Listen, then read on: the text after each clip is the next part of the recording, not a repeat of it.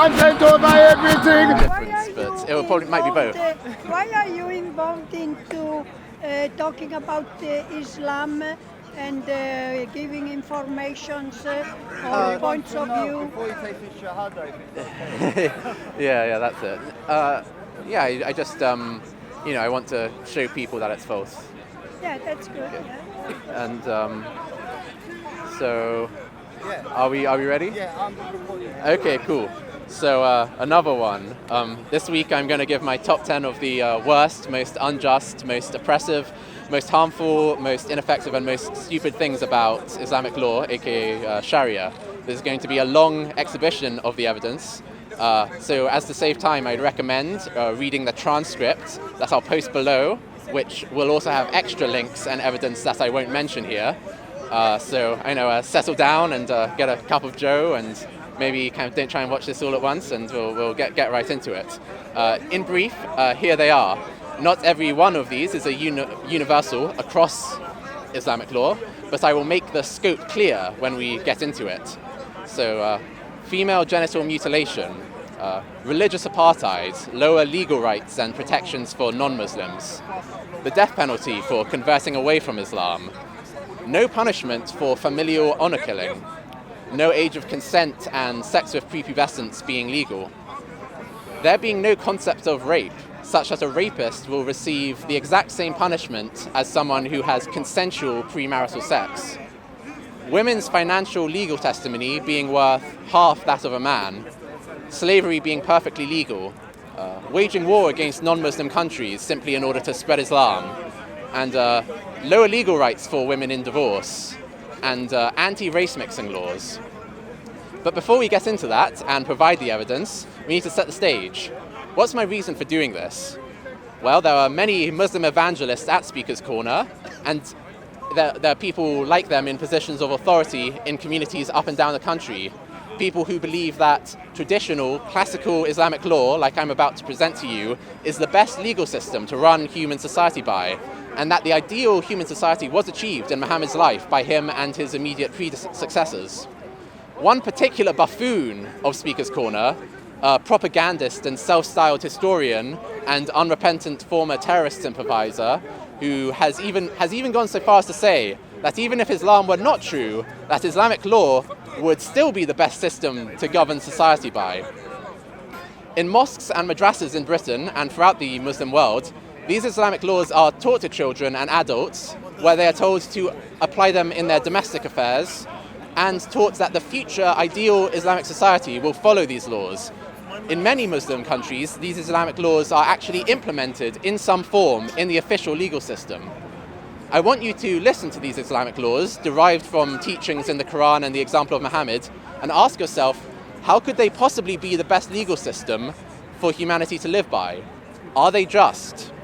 Would you want to live under these laws? If you disagree with these laws, but still consider yourself a Muslim, what do you think of modern Muslim evangelists still praising the rulings of, say, Ahmad ibn Hanbal or al-Shafi?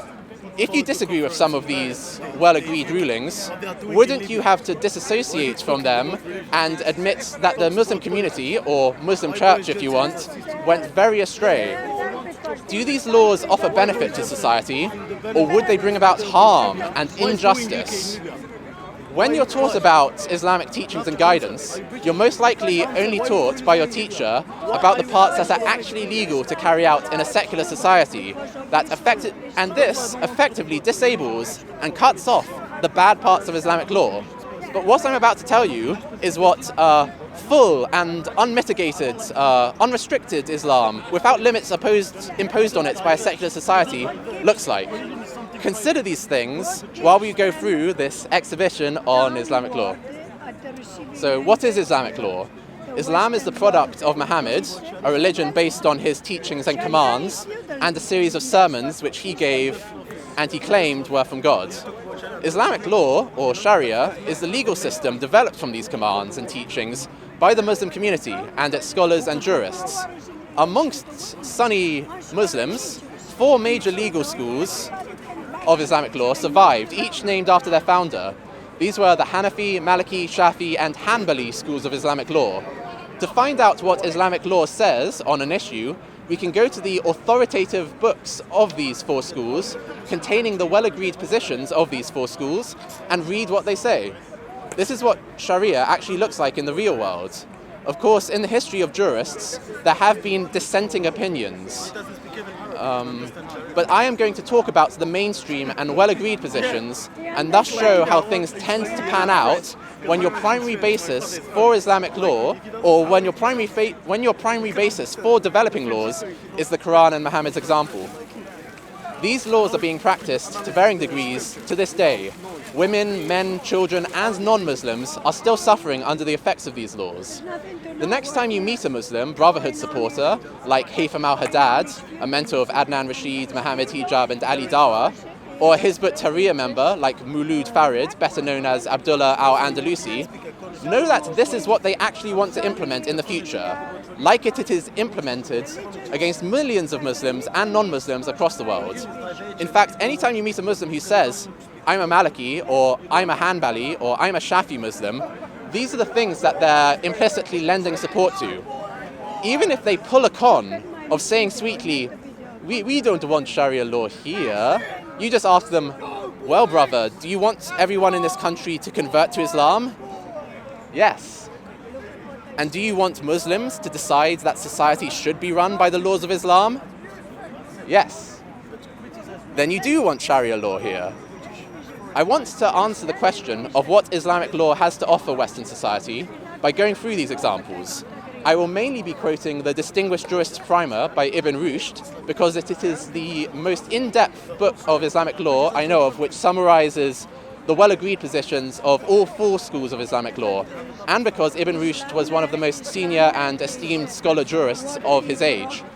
However, other authoritative classical works of the 4 schools report much the same thing, and there are many others you could check, like the Muqtasar of al-Kiraki, or Ibn Qudama's al-Mughni, or al-Hidayah by al-Marginani, or Blue al-Maram by Ibn Hajar al-Asqalani, which, by the way, is currently being taught in Darus Sunnah Mosque in Shepherd's Bush. Or, for example, Al-Risala by Ibn Abi Zayd, and many others. Okay, so on to the first topic. Female genital mutilation, almost known as female circumcision. In England, there were 9,000 female genital mutilation cases recorded by the NHS in 2016. Female genital mutilation is the ritual cutting of all or part of the clitoris and labia of typically young girls. Indonesia is the biggest Muslim country in the world by population size, with 260 million people. A 2003 United States Agency for International Development report titled Female Circumcision in Indonesia found that 97% of Indonesian Muslim girls had undergone female genital mutilation by the age of 18, most of them being mutilated before the age of 5. So that's 97% of 100-odd million people.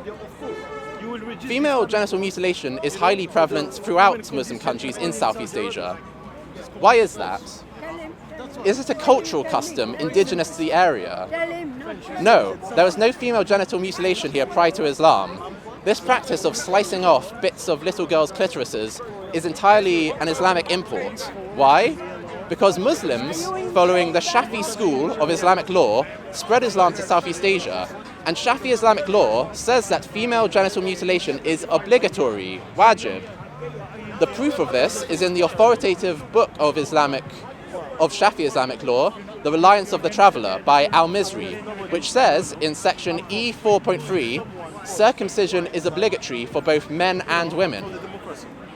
The other Sunni schools of Islamic law, on the other hand, are much better, since they say that, this isn't a laughing matter, by the way, I shouldn't have done that, but it's just silly to think about what else is on offer. Since they say that FGM is only recommended. As proof of this, we have from the Hanbali school of Islamic law, the authoritative work Al-Mughni by Ibn Qudama, which says in volume 1, page 70, circumcision is obligatory for men and it is an honor for women, but it is not obligatory for them.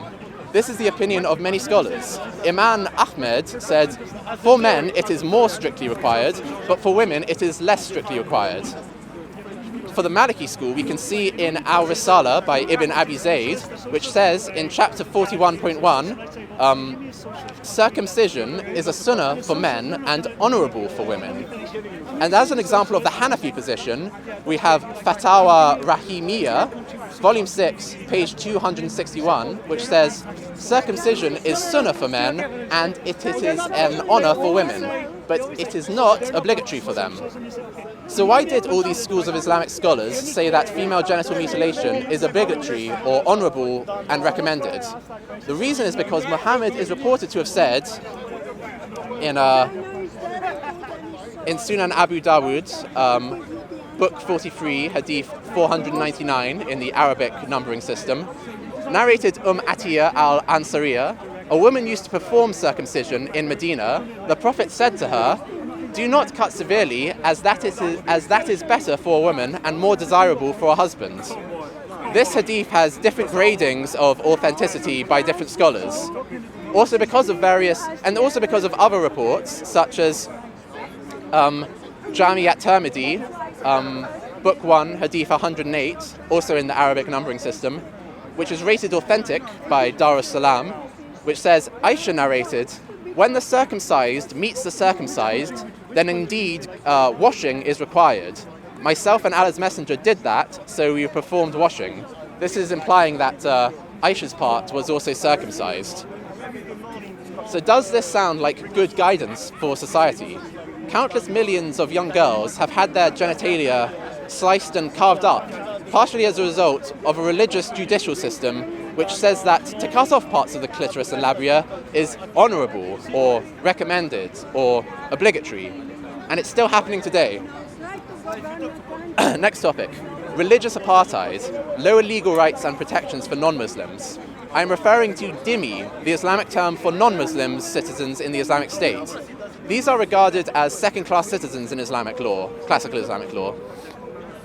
How would you like it if you lived in a society where it was written in law that if people of your religion committed murder, they would receive the death penalty?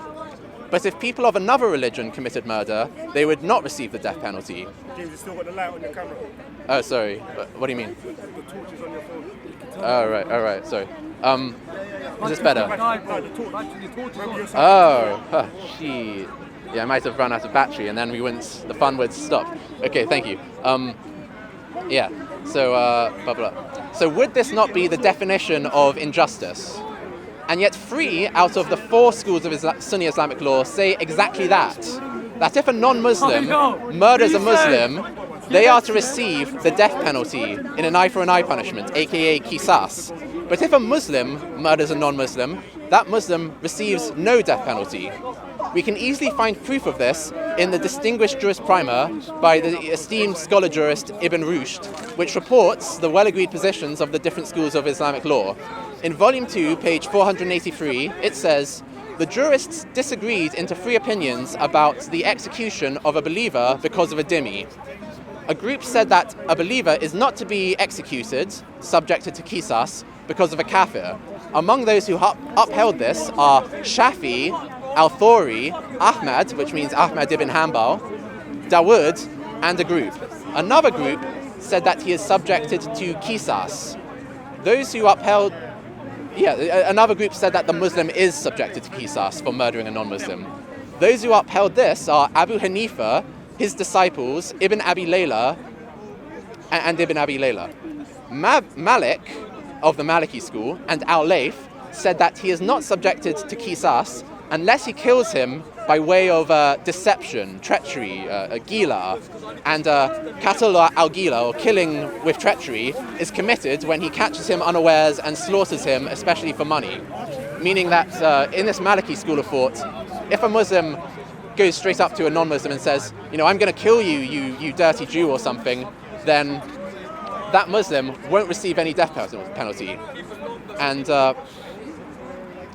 and you can find this in the other books of classical Islamic law, like the Muwatta of Malik, or the Reliance of the Traveller, or Risala of Ibn Abi Zayd. So we find that Muslim scholars make this ruling because of the report of, like Sahih Bukhari, Volume 9, Book 83, Hadith 50, which is the English numbering system, which says, it basically, well, I'll quote the whole thing since I don't have any credibility, and you won't believe me otherwise. Narrated Abu Juhayfa, I asked Ali, do you have any divine literature besides what it is in the Quran? Or as Uyayna once said, apart from him, what the people have. Ali said, by him who made the grain split and created the soul, we have nothing except what is in the Quran and the ability of understanding Allah's book, which he may endow a man with, and what is written on this sheet of paper. I asked, what is on this paper? He replied, the regulation of blood money and ransom for releasing the captives, and the judgment that no Muslim should be killed in qisas, equality of punishment, an eye for an eye, for killing a kafir. Other reports like Sunan ibn Majah, Volume 3, Book 21, Hadith 2660, rated authentic by Dar es Salaam, say, it was narrated from Ibn Abbas that the Prophet said, a believer should not be killed in retaliation for the murder of a disbeliever. Is this justice? How would you like it if tomorrow British law reintroduced the death penalty for murder, but not if a non-Muslim kills a Muslim? While we're on the topic of an eye for an eye, 3 of the 4 schools of Islamic law also say that there is no death penalty of a free Muslim who murders a slave. In the Distinguished Jurist Primer, it says on page 485, 483, the condition stipulated for the victim, by virtue of which qisas becomes obligatory, is that he should be at least of the same status as the murderer. The things due to which people differ are Islam and Kufr, freedom and bondage, being male or female, and being one or more. They agree that if the victim is equal to the killer in these 4 things, then qisas, i.e. an eye for an eye retaliation, becomes obligatory. They disagreed about these 4 categories and when they did not exist together. If a free man killed a slave, the jurists disagreed about it. Malik, Al-Shafi, and Ahmad ibn Hanbal all said that a free man is not to be subjected to qisas, i.e. an eye for an eye retaliation, for killing a slave. Abu Hanifa and his disciples said that a free man is to be subjected to qisas for a slave, except when he owns a slave. A group said that a free man is subjected to the qisas for a slave, whether he belongs to him or someone else. This was upheld by Al-Nak. So those who said that a free man is not subjected to qisas because of a slave argued through the implication of the text in the words of the exalted, i.e. the Quran, and it says, quoting from the Quran, retaliation is prescribed to you in the matter of the murdered, the free man for the free man, and the slave for the slave, and the female for the female. That's Quran chapter 2, verse 178. And those who said that a free man is subjected to qisas for a slave argued on the basis of the words of Muhammad that the blood of Muslims is equal among them. And so there's a conflict in between them. There's a kind of contradiction that's hard to resolve there.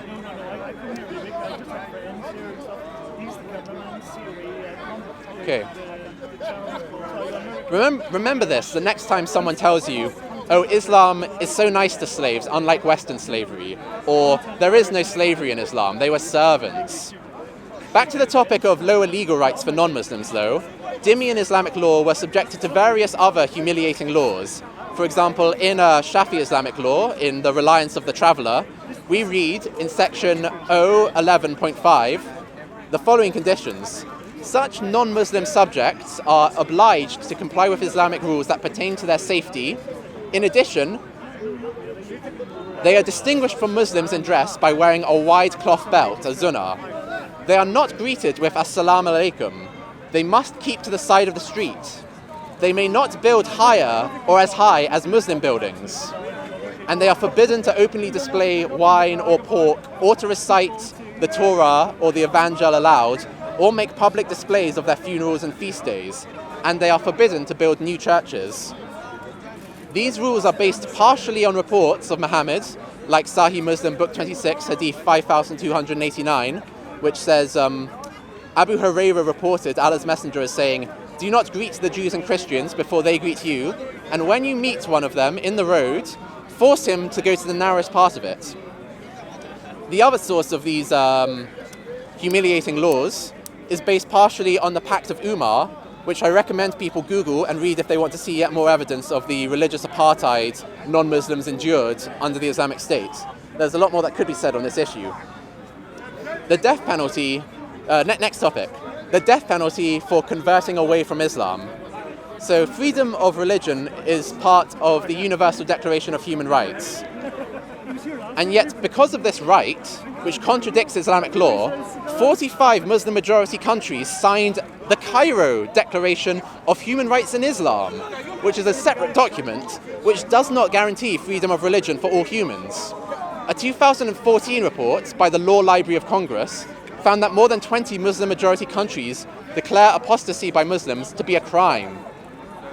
And in 8 of those, it is a crime punishable by death.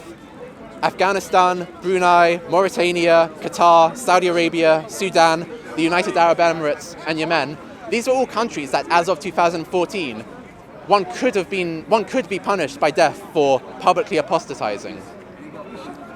Also, in many Muslim countries without an official apostasy law, atheists and secularists are murdered or lynched by mobs, like the murder of Ananta Bijoy Das in 2015 in Bangladesh. He's one of a dozen atheist bloggers who has been murdered in Bangladesh from 2013 to 2016. People all across the Muslim world who no longer believe in Islam live in fear of speaking their mind because of these laws and cultures which have been brought about from the influence of Islam and Islamic law. All 4 schools of Sunni Islamic law agree that a Muslim who converts away from Islam is to be killed. Quoting the mercy in the difference of the 4 schools of Islamic law by Al-Qadi as-Safadi, the Qadi of Damascus at one time, in page 185, it says, "Apostasy is to leave Islam by word, deed, or intention. The Imams agree that anyone who apostatizes from Islam must be killed." However, the schools differed in implementation, like, for example, whether it was strictly obligatory to imprison the apostate for 3 days first to give him time to convert to Islam. Why do all 4 schools of Islamic law agree that changing your religion away from Islam is punishable by death? And the reason is because of reports that Muhammad commanded exactly that. Like, for example, in Sahih Bukhari, Volume 9, Book 84, Hadith 57, with the English numbering system, narrated Ikrimah, some Zanadika, atheists, were brought to Ali and he burnt them. The news of this event reached Ibn Abbas, who said, "If I had been in his place, I would not have burnt them, as Allah's messenger forbade it, saying, 'Do not punish anybody with Allah's punishment of fire.' I would have killed them according to the statement of Allah's messenger, 'Whoever changed his Islamic religion, kill him.'" Also found in the similar report found in Sahih Bukhari, Book 89, Hadith 271. Narrated Abu Musa, a man embraced Islam and then reverted back to Judaism. Mu'ad bin Jabal came and saw the man with Abu Musa. Mu'ad asked, "What is wrong with this man?" Abu Musa replied, "He embraced Islam and then reverted back to Judaism." Mu'ad said, "I will not sit down unless you kill him. It is the verdict of Allah and his apostle." In more recent times, it has become quite common to claim that this grotesque law was actually only about punishing treason. But this is not borne out by the classical books of Islamic law or reports of Muhammad's teachings. For example, a Muslim would be subject to the apostasy punishment in Islamic law simply for saying something deemed as disbelief or heresy. For example, in the Reliance of the Traveller, section 08.7, the section on apostasy and its punishment, a long list is given of acts which entail leaving Islam, which include, for example, to deny the obligatory character of something which is the consensus of Muslims, which is by the consensus of Muslims a part of Islam, when it is well known. For example, denying that salat is obligatory, denying that praying is obligatory. That would make you an apostate according to classical Islamic law and subjected to the death penalty. Clearly this has absolutely nothing to do with treason, but rather it is restricting religious freedom. Islam is acting like some kind of blood-in, blood-out mafia gang. Does someone deserve to be killed simply for changing their religion? Does someone deserve to be killed simply for changing their religion? This is an act which harms no one. So, next topic. No punishment for familial honor killing. Honor killing is a crime which is disproportionately carried out by Muslim communities. A 2015 report into honor killings by the Henry Jackson Society found that despite Muslims only making up roughly 5% of the UK population, people whose ethnic backgrounds were from Muslim countries that were 95% plus Muslim majority committed 82% of the honor killings over a 5-year period from 2010 and 2000 to 2015. This is due to culture, but the development of culture is significantly influenced by religion and religious law, and we find in Islamic law a common ruling that parents are not to be punished with an eye for an eye punishment for murdering their children. Quoting from the Distinguished Jurist Primer, Volume 2, page 485, it says, "They," meaning the jurists, "disagreed in this topic about the case of a father and his son. Malik said the father is not to be subjected to retaliation, except when he catches him unawares and slaughters him in cold blood. But if he restrains him with a sword or a stick and thereby kills him, he is not to be subjected to an eye for an eye punishment for the murder." Similarly, in the case of the grandfather with the grandson, Abu Hanifa al-Shafi said that neither the father because of his son, nor the grandfather because of his grandson, is subject to qisas, whatever the form of malice with which he murdered his own son or grandson. This was also the opinion of the majority of the jurists, it says. And it continues, "Their reliance is on the tradition of Ibn Abbas that the Prophet said, 'Hudud are not to be applied in mosques, nor is a father to be subjected to retaliation because of his son.' The reliance of the traveller further elaborates. In 01.2, it says the following are not subject to retaliation. A father or mother for killing their offspring or their offspring's offspring. This common religious law will have percolated down into some of these Muslim cultures, resulting in a higher level of acceptance for honor killing than if this Islamic law never existed." Next topic. No age of consent and sex with prepubescence being legal according to classical Islamic law. I already explained in my talk on COE and SOCO films 2 weeks ago, titled "Muhammad, the Best Moral Example to Mankind," that there are reports that Muhammad married Aisha at 6 years old and consummated the marriage at 9 years old. And that also the Quran chapter 65 verse 4 and chapter 33 verse 49 together give implicit permission for sex with prepubescent girls. However, what do the Sunni schools of Islamic law have to say? The commentary on Sahih Bukhari, Fath al-Bari by Ibn Hajar al-Asqalani says in volume 11, page 25, Muslim schools of jurisprudence unanimously allow the marriage of young girls, even if they were still babies, in the cradle, but intercourse cannot occur until the girl can withstand penetration. This concept of withstanding penetration is elaborated on in the book Rad al-Mutar by Ibn Abidin, which says in volume 5, page 283, withstanding penetration means being able to withstand it from a penis or another object in breaking the hymen. This cannot be determined by a minimum age. For example, fat girls can withstand intercourse even if they were very young. That's what it says. Does this sound like a good legal system to run society by? There are young girls today in Yemen and other parts of the Muslim world getting married and raped at 9 years old as a result of the culture left behind by these Islamic laws. Think of how much harm to children secular society prevents by contradicting Islamic law and insisting on a minimum age of consent of 16 or 18. How can you say that this is the ideal legal system? Even if you say that Islamic law is the creation of men and not divine, surely, if human beings created a legal system by drawing inspiration from God's book of guidance and the teachings and example of Muhammad, they should end up with a better legal system than groups of humans who did not use the sources as inspiration for their legal system at all, but rather created taghut or false deities. So how can you account for this abundant injustice and inferiority within classical Islamic law? And we're not done on this topic.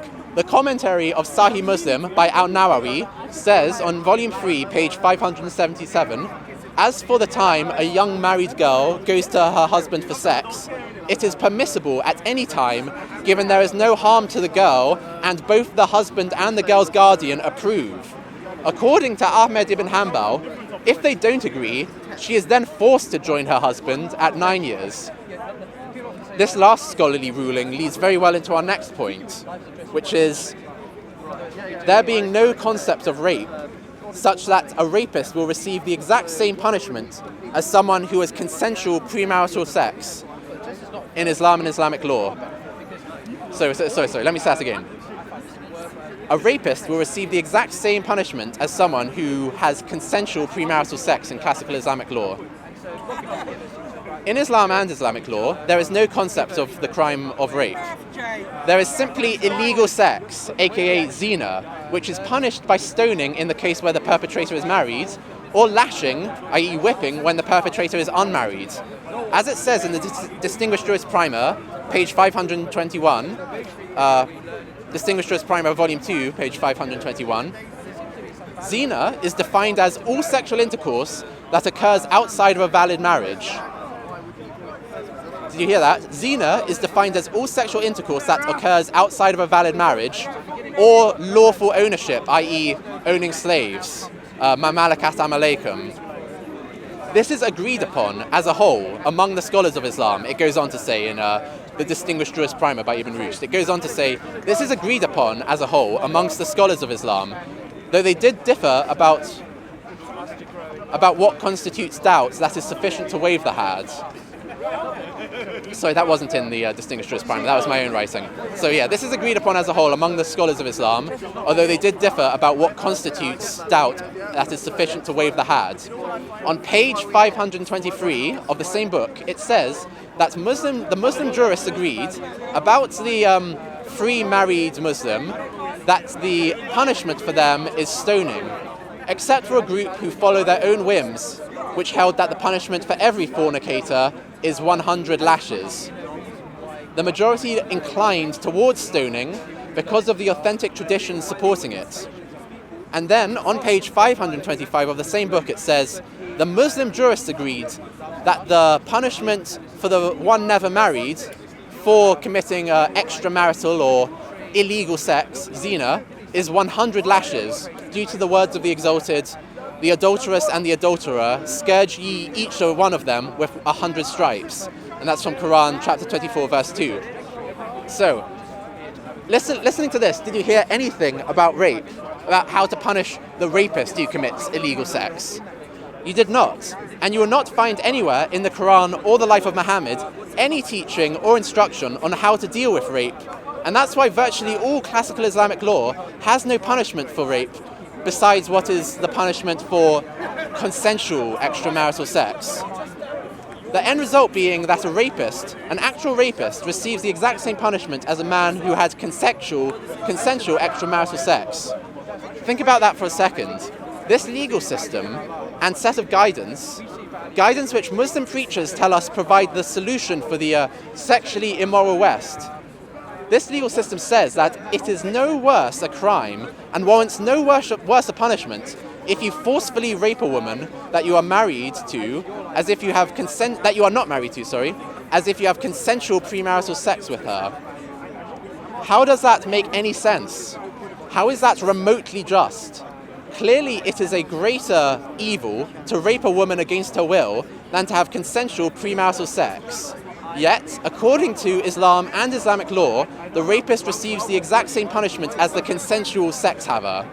What else can this possibly tell us except that sexual consent is not a concept in Islamic law, and the only thing that matters is basically property rights? Whether you have a right to a woman, i.e. your wives and your slaves, or whether you don't have a right to a woman, in which case it would be illegal sex or zina. This is shown explicitly in reports about rape that occurred during Muhammad's life, where he gives the rapist the exact same punishment as if that rapist had committed consensual sex with the woman. but he does let the rape victim go unpunished, since the rape victim was forced into zina. So, it says in Sunan Abu Dawud, book 39, hadith 4366, and this is graded Hasan, i.e. good, narrated Wal ibn Hujr. When a woman went out in the time of the Prophet for prayer, a man attacked her and overpowered, i.e. raped her. She shouted and he went off. And when a man came by, she said, that man did such and such to me. And it continues talking about this. And then the Prophet comes and says, he asks who did it, and the man says, I'm the man who did it. Then the Prophet said to the woman, go away, for Allah has forgiven you. But he told the man some good words, and of the man who had intercourse with her, he said, stone him to death. So this is the same punishment as extramarital adultery for married women or married men. So you're punishing him the exact same way as if he was a married man and had consensual sex with a woman. You're not punishing him any worse for the crime of committing rape. And this ruling, this principle, is repeated in a story about Umar carrying out the same judgment on an unmarried rapist in Sahih Bukhari, Volume 1, Book 85, Hadith 81. There it says that Safiya bint Ubaid said, a governmental male slave tried to seduce a slave girl from the kumus, i.e. the war booty, till he deflowered her by force against her will. Therefore, Umar flogged him according to the law, i.e. according to the law of Qisas, and exiled him. But he did not flog the female slave because the male slave had committed illegal sexual intercourse by force against her will. So there it is. Disgusting. A tiny minority of Muslim jurists were so dissatisfied by this blinding injustice that in order to try and come up with some greater punishment for rape, they saw fit to try and reclassify rape as banditry, aka highway robbery, aka hiraba. But they completely lack the evidence for this, since Muhammad applied the penalty for banditry on people who attacked and killed a shepherd and robbed his livestock, not for people who committed any sexual indiscretion. And we have the example of Muhammad actually punishing rape in a different way. What we can further conclude from looking at the definition of illegal sex, aka zina, and the complete absence of any punishment for rape besides zina, is that there is no concept whatsoever of marital rape or rape of slaves which you own. Since you have a right via Quran, chapter 23, verses 1 to 6, which says, certainly will the believers have succeeded, they who guard their private parts, except from their wives or those their right hands possess. For indeed they will not be blamed. But whoever seeks beyond that, then those are the transgressors. And in Quran, chapter 2, verse 223, which says, your wives are a place of sowing seed for you, so come to your place of cultivation however you wish. So having sex with your wives or slave girls isn't illegal sex, so it isn't illegally punishable, and so it doesn't matter whether they consent or not, and there is no prescribed punishment for them not consenting to sex if you have sex with them. This should not be shocking or surprising, by the way, since virtually the whole world had no concept of a legal punishment for marital rape, or your wife not consenting to sex, or it being illegal to have sex with a slave that you owned. These concepts did not exist until modernity. Every country on earth is equally guilty of not recognizing the crime of marital rape, including Britain, including the West, everywhere. So we should not expect Islam to have any concept of marital rape. It was a complete moral blind spot for all of humanity in the 7th century. But it clearly shows how patently undivine Islam is, and how spectacularly it fails at being the best guidance for mankind for all time. Next topic. Women's financial legal testimony being worth half that of a man. And by the way, you might want to take a break at this time. It's probably already gotten a little boring. So I know, just eke away at it if you feel like it. Or start reading the transcript, which will be a lot faster for you to do. I'll post the transcript in the comments below when this is uploaded. So here is some more religiously sanctioned and commanded sexism and misogyny for you. On the subject of witnesses' evidence, the Distinguished Jurist Primer, Volume 2, page 559 says, they agreed, referring to the Muslim jurists, that all claims with the exception of zina, i.e. illegal sex, that all claims with the exception of zina are proved by 2 male witnesses. They agreed that financial claims, it goes on to say, are established through 1 male witness and 2 female witnesses, because of the words of the Exalted in chapter 2, verse 282, and if 2 men be not at hand, then a man and 2 women of such as ye approve as witnesses, so that if one of the women errs, then the other can remind her. This is clearly saying that women are more likely to make mistakes when it comes to giving witness testimony of financial claims. So if you can't find 2 male witnesses, then you need to find a man and 2 female witnesses. Some people try and justify this by saying that it made sense at the time because women were less familiar with financial matters in that society than men. But this is implicitly admitting that this ruling, supposedly from God, only made sense at that time. And in today's society, where men and women are equally educated and familiar with the law and commerce, this law makes no sense and is inadequate, and so can't be from a perfect God. Also, even at that time, some women were successful and were businessmen, like Muhammad's first wife Khadija. Were they also twice as likely to err as any man? Others offer the excuse that it isn't really saying that women are more forgetful or inaccurate in their memory than men. It really means that women might be too shy to give testimony, so the other can reassure her. But in that case, shouldn't it say in the Quran that witnesses lacking in confidence should have a friend to reassure them? Men can be nervous and lacking in confidence when giving testimony, just like women can. And also, this is contradicted by the report that Muhammad said in Sahih Bukhari, Volume 1, Book 6, Hadith 301 in the English numbering system, narrated Abu Sa'id al-Khudri, once Allah's Messenger went out to the Musala of the prayer, to the Al-Fitr prayer. Then he passed by the women and said, "O women, give alms, as I have seen that the majority of the dwellers of fire were you women." They asked, "Why is it so, O Allah's Messenger?" He replied, "You curse frequently and are ungrateful to your husbands. I have not seen anyone more deficient in intelligence and religion than you. A cautious, sensible man could be led astray by some of you." The women said, "O Allah's Messenger, what is the deficiency in our, or rather what is deficient in our intelligence and religion?" And he said, "Is it not that the evidence of 2 women is equal to the evidence of 1 man?" They replied in the affirmative. He said, "This is the deficiency of her intelligence. Isn't it true that a woman can neither pray nor fast during her menses?" The women replied in the affirmative.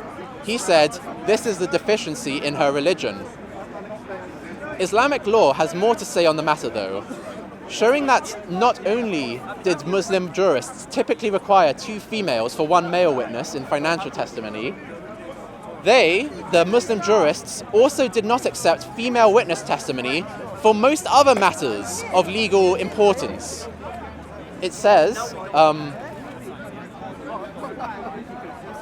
it says in the Distinguished Jurist Primer, in the same section, which I believe is, sorry, I lost my place, page 559, it says, they disagreed about the testimony for purposes of hudud, i.e., corporal punishment or punishment of death. The opinion that is adopted, it goes on to say, in the Distinguished Jurist Primer, by the majority, is that the testimony of women is not admissible in the hudud, the legal punishments which have a corporal punishment or death penalty. The Zahirites said that it is admissible when accompanied by the testimony of a man, and if there is more than 1 woman, for all kinds of litigation on the basis of the apparent meaning of the verse. Abu Hanifa said that, actually that might not be Abu Hanifa, let me go on.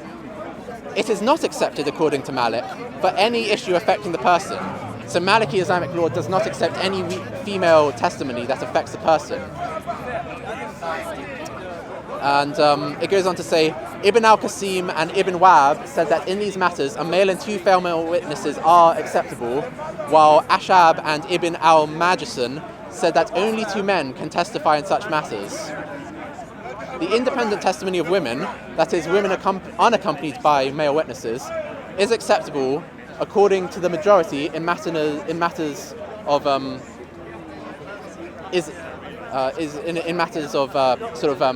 female activities like suckling or other women issues. Oh yeah. So it goes on to say in the Distinguished Jurist Primer, women testimony unaccompanied by men is acceptable in matters that are usually not accessible to men, like birth or consummation and the defects of women. There is no dispute about any of these except that Abu Hanifa, who said that a woman alone is not acceptable when it comes to suckling. So think about this society run by Islamic law.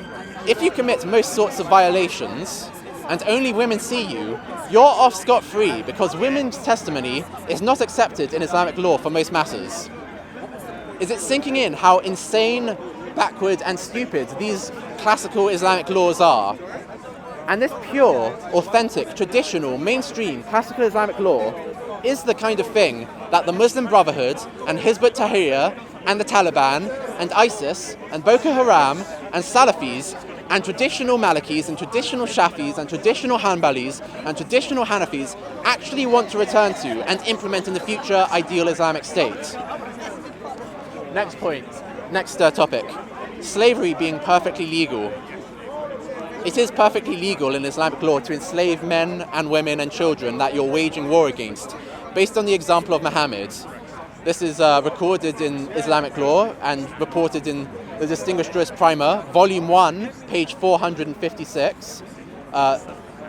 Identification of the harm permitted to be inflicted upon the enemy. Harm allowed to be inflicted upon the enemy can be to the property, life, or personal liberty, that is, enslavement and ownership. Harm that amounts to enslavement is permitted by the way of consensus for all the categories of polytheists, as in consensus amongst all Muslim jurists.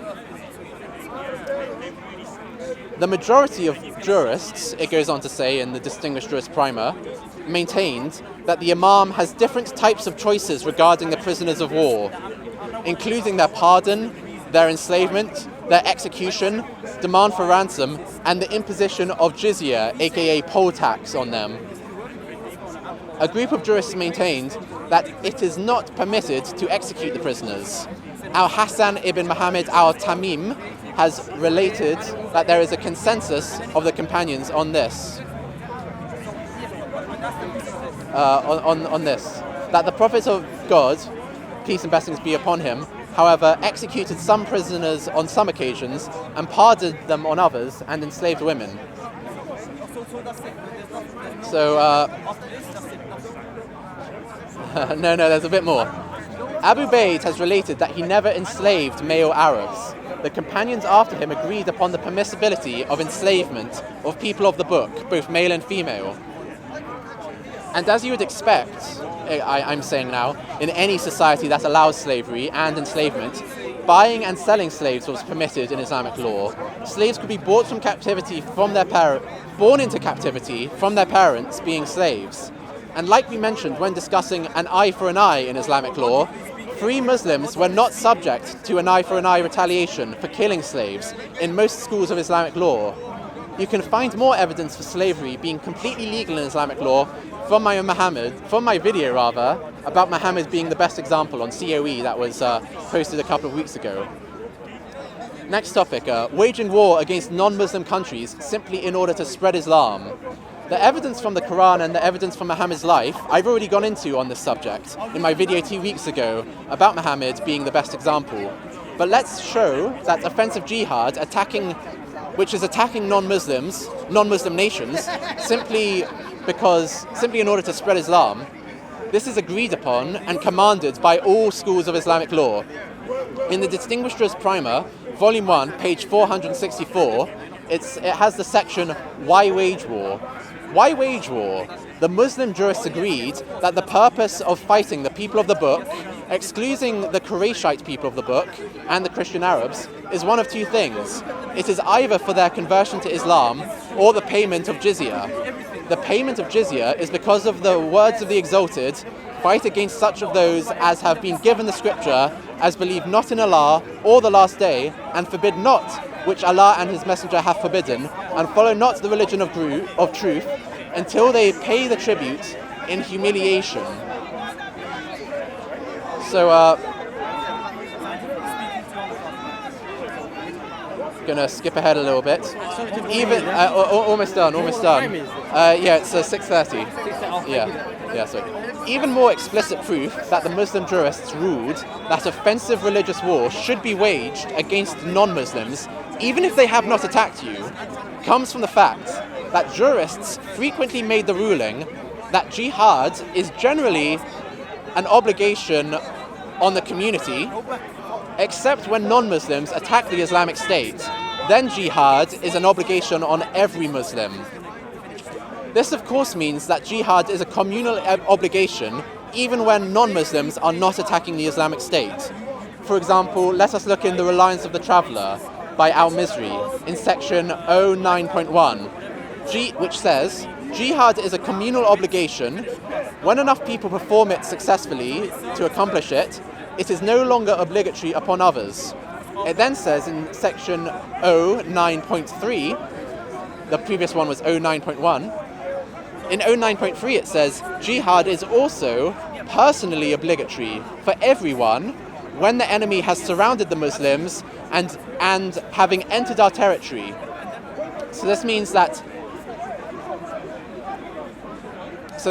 I said before, that even when the non-Muslims are not attacking the Islamic State, jihad is still obligatory, but it's only a communal obligation. It's not an individual obligation. Okay, so next point. Lower legal rights for women in divorce. A man can divorce his wife whenever he wants, needing no one else's permission in Islamic law. He can simply say out loud, I divorce you, on 3 occasions. This is called talaq. A woman, on the other hand, can only get divorced with her husband's permission or with the permission of a judge or Sharia court. This is called kul. The Distinguished Jurist Primer says on male divorce, on page 75 of volume 2, it says, the jurists agreed that the person divorcing his wife, with whom he has consummated the marriage, through talaq in the way of the Prophet, is one who divorces through a single pronouncement during her period of purity. So this is clearly saying that the man can just say, I divorce you. You can just pronounce the divorce. Whereas in the Distinguished Jurist Primer on page 79 of volume 2, it says, chapter 3, kul. The term kul, and several other similar terms that refer to the same meaning, which is a transaction, a compensation paid by the wife for obtaining her divorce. So what it's basically saying is that the wife, in order to divorce, she has to pay back her dowry.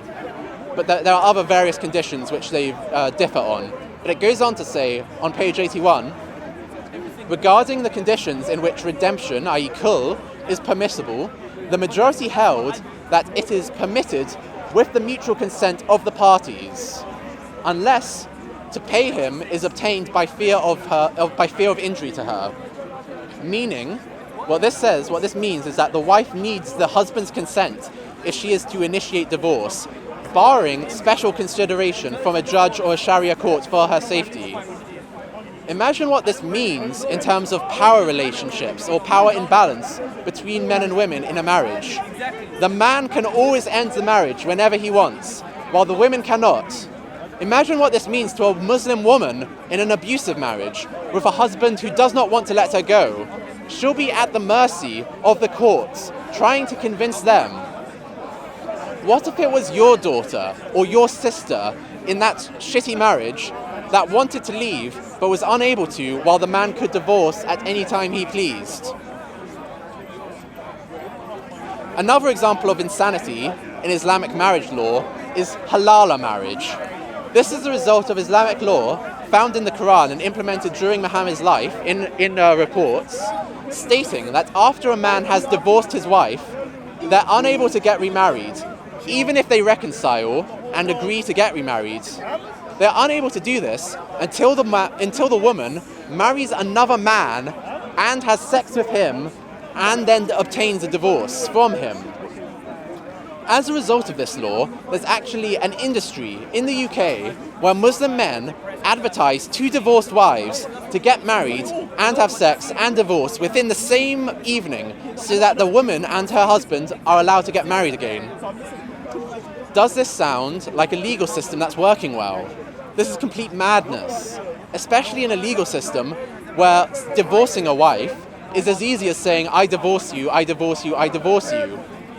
Of course, there are going to be instances where the man loses his temper and says something he doesn't mean. Ordinarily in divorce proceedings, this would take several legal meetings to finalize, which would be enough time for a man to cool his head.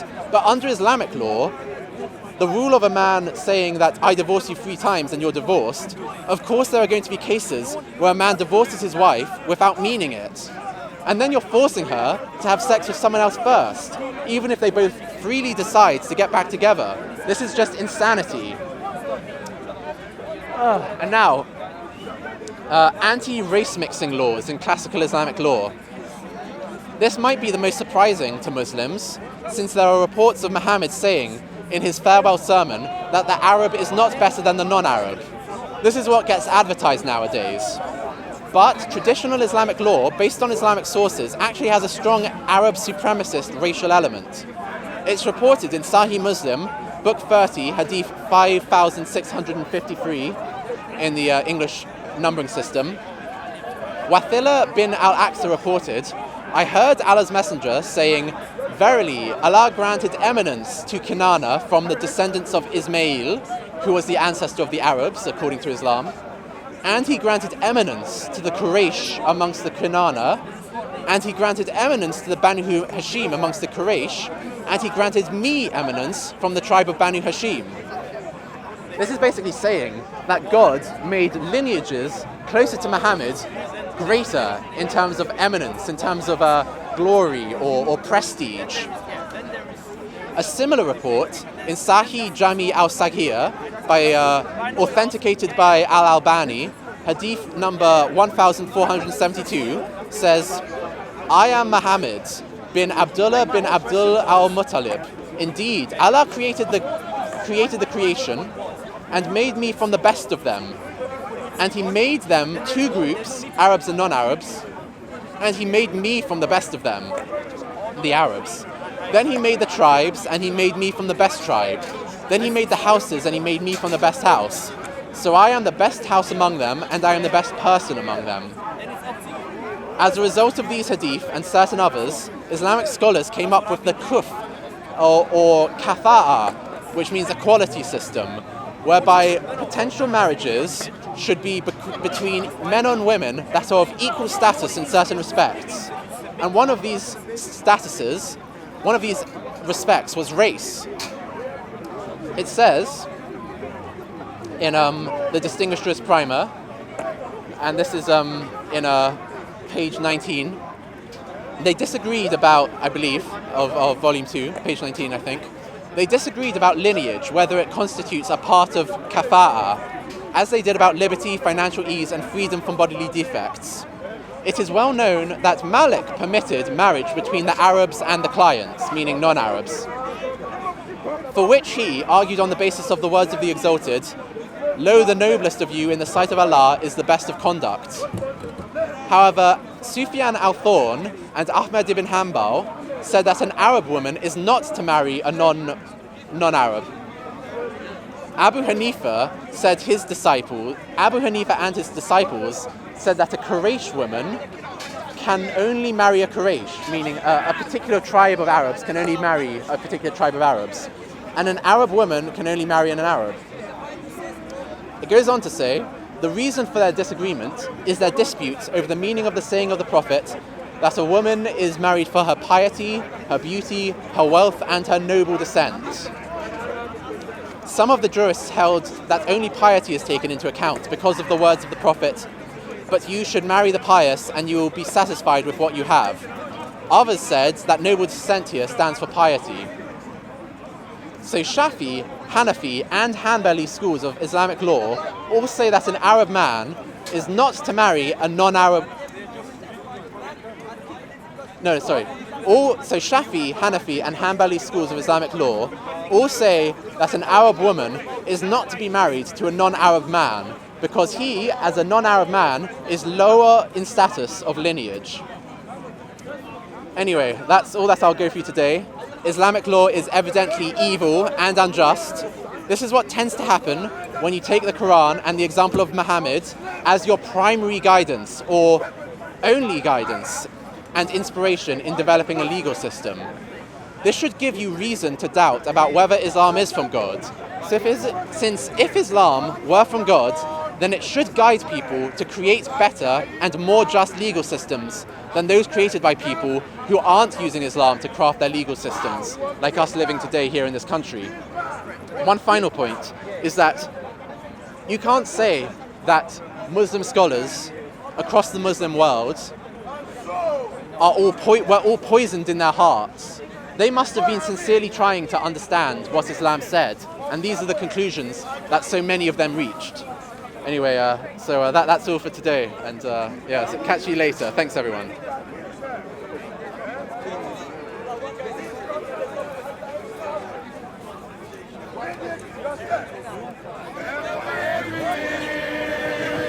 ContentCOE everything from your